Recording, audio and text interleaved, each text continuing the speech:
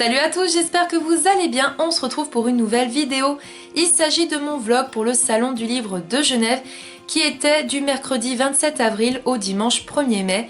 Et moi j'y suis allée le samedi 30 avril toute la journée et le dimanche après-midi 1er mai. Je vous fais juste cette petite intro pour vous laisser après avec le vlog, juste histoire de vous dire à quel point j'ai vraiment passé un super bon moment et j'espère que cette vidéo vous plaira. C'est parti, la vidéo commence. Je suis en très bonne compagnie avec Michaela de la chaîne Le Livre Ouvert. Très content de la rencontrer une fois pour de vrai puisqu'on s'est beaucoup parlé. Et là de se voir en vrai c'est juste un plaisir et donc on se retrouve tout de suite pour faire un vlog.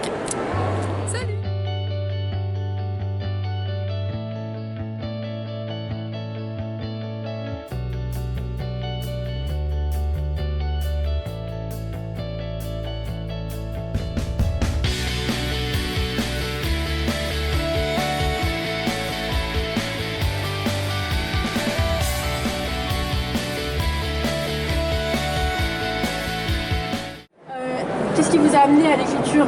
Quel a été le déclic ou quelles ont été vos motivations? Aussi loin que je me souvienne, j'ai toujours écrit. J'ai beaucoup lu déjà quand j'étais petit, puis je me suis mis à écrire des bribes d'histoire, des débuts de nouvelles pour ainsi dire, mais sans jamais aller jusqu'au roman. Et il faut dire que j'ai aussi une autre particularité, c'est que je dors très peu. Pour les lecteurs qui me suivent, ils le savent. Du coup, depuis, vous avez écrit plusieurs sagas, donc le cas Jack Spark, Animal, Phobos. Et c'est vrai que chacune des sagas a un style d'écriture très particulier. En fait, ce ne sont pas des décisions que je prends a priori, c'est plutôt des envies d'histoire, des désirs très forts de raconter une histoire qui me viennent. J'essaie de me tenir aussi au courant des avancées scientifiques et technologiques. Et je me suis rendu compte que finalement, l'espace, les planètes, et Mars en particulier, sont vraiment à portée de main aujourd'hui. On a des rovers sur Mars qui nous envoient des images tous les jours pratiquement. On fait des découvertes en permanence. Il y a quelques mois, la NASA a découvert qu'il y avait de l'eau liquide sur Mars, ce qui est une condition préalable à la vie. Donc ça relance toute la spéculation sur la conquête spatiale. On a des entreprises privées qui maintenant ont annoncé qu'ils enverraient des gens sur Mars en finançant ça avec des capitaux privés, en finançant ça avec la publicité. Du coup, la NASA surenchérit et dit qu'eux aussi, ils enverront des gens sur Mars dans les années 2030. Tout ça m'a vraiment stimulé. Et ça m'a donné envie d'inventer, d'imaginer cette conquête spatiale qui arrivera beaucoup plus vite qu'on ne le croit en fait.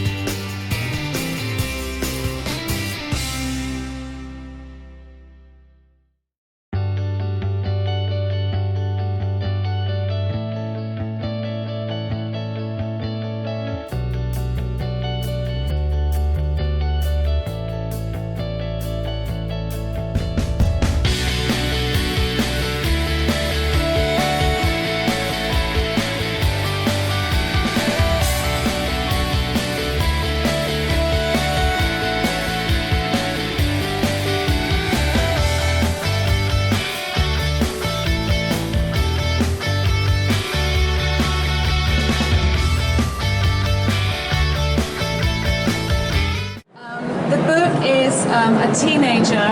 It's a sad book, it's a funny book, but the teenager is trapped in her house by anxiety. She has suffered bullying at school and she is in a very dark place. But with the help of her family and with a very nice boy that she meets, she manages to get out of the house, and at first it's just a Starbucks and she finds that difficult, but gradually she goes further and further out of the house and it's a story of recovery. Donc c'est un livre qui est à la fois assez triste et très gai. Audrey est une jeune fille qui est emprisonnée, piégée à la maison chez elle, piégée par ses angoisses. En fait, elle a souffert de harcèlement à l'école.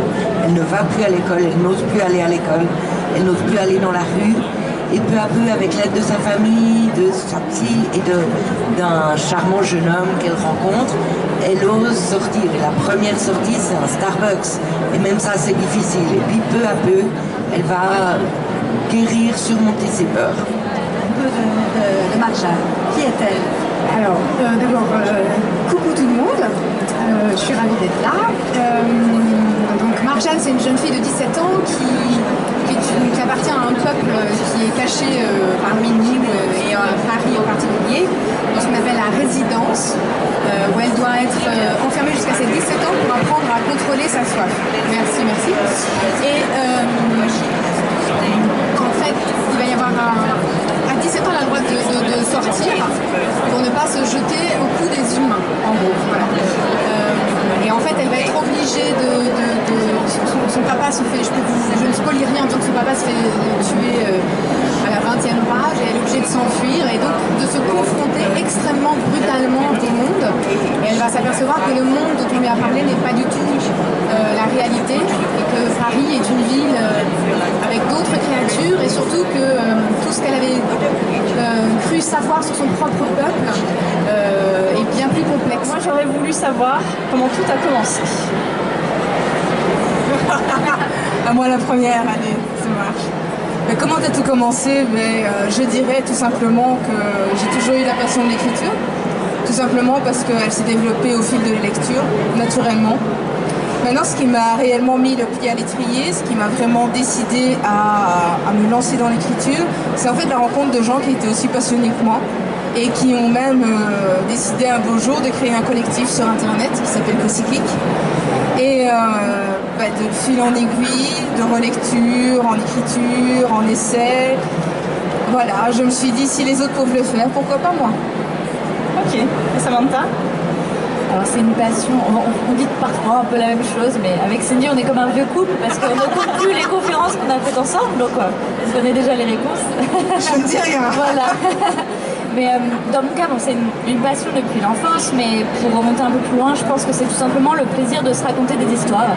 Et que quand on est enfant, vous savez, vous jouez au Playmobil, vous jouez à la poupée, enfin vous créez votre petit monde, votre petit imaginaire. Puis vient le moment où vous vous sentez un peu ridicule de faire ça devant vos parents, bon, et vous arrêtez en fait de vous parler tout seul. Sauf que moi j'ai continué, mais à voix basse, en écrivant. Et c'est comme ça que dès le collège, j'ai commencé à écrire des petits romans. Et le vrai déclic, ça a été en terminale, lorsque j'ai écrit Oraison, que j'ai commencé à le soumettre à des éditeurs, et que l'aventure de la publication m'a aussi ouvert ses portes. Ça faisait très longtemps que, voilà, quand on a une passion comme l'écriture, on se dit peut-être que j'aimerais en faire mon métier, ça paraissait être quelque chose de lointain, d'irréalisable, et finalement, c'est arrivé.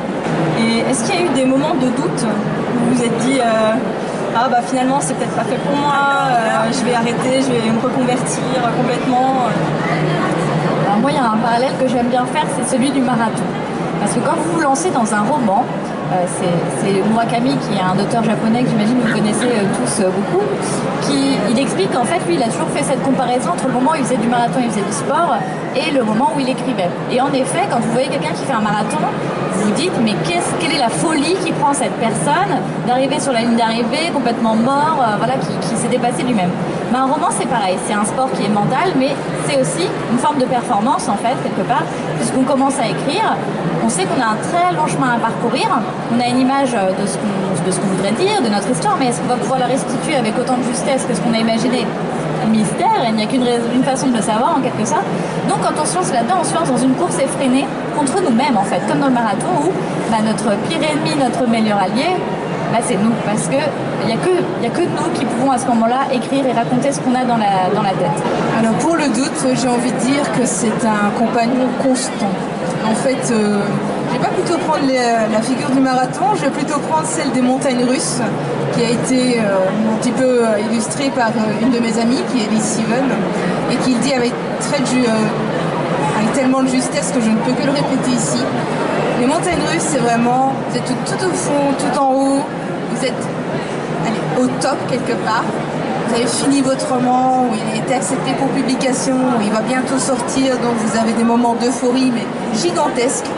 Et puis tout de suite après, hop, piou, ça descend.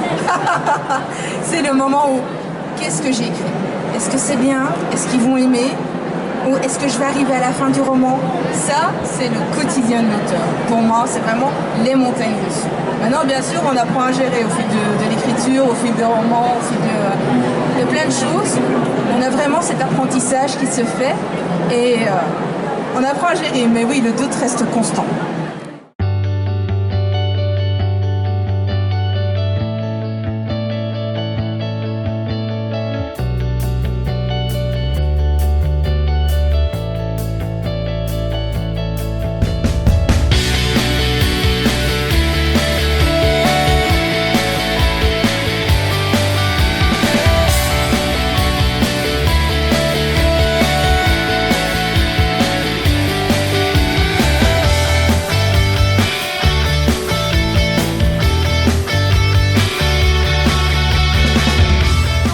J'espère qu'elle vous aura plu.